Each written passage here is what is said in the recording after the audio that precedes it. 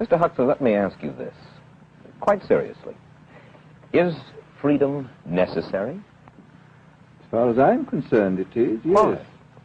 Is it necessary for a productive society?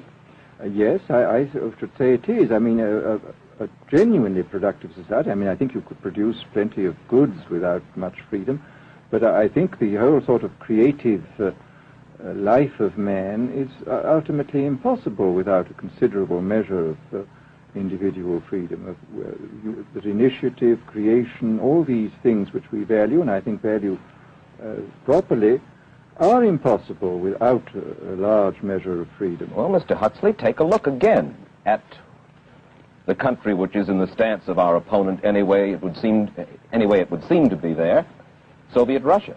It is strong and getting stronger economically, militarily. At the same time, it's developing its art forms pretty well. It seems not unnecessarily to squelch the creative urge among its people, and yet it is not a free society.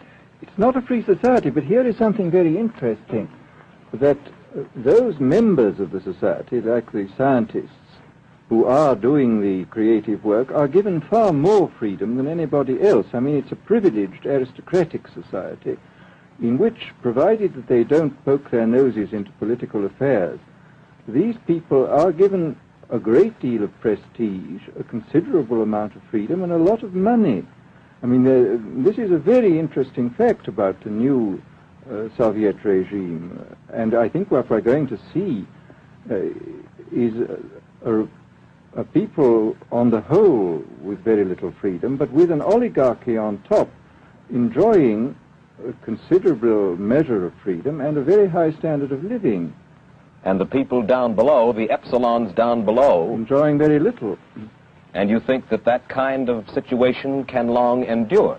I think it can certainly endure much longer than a situation in which everybody is kept down. Because, I mean, they can certainly get their technological and scientific results on such a basis.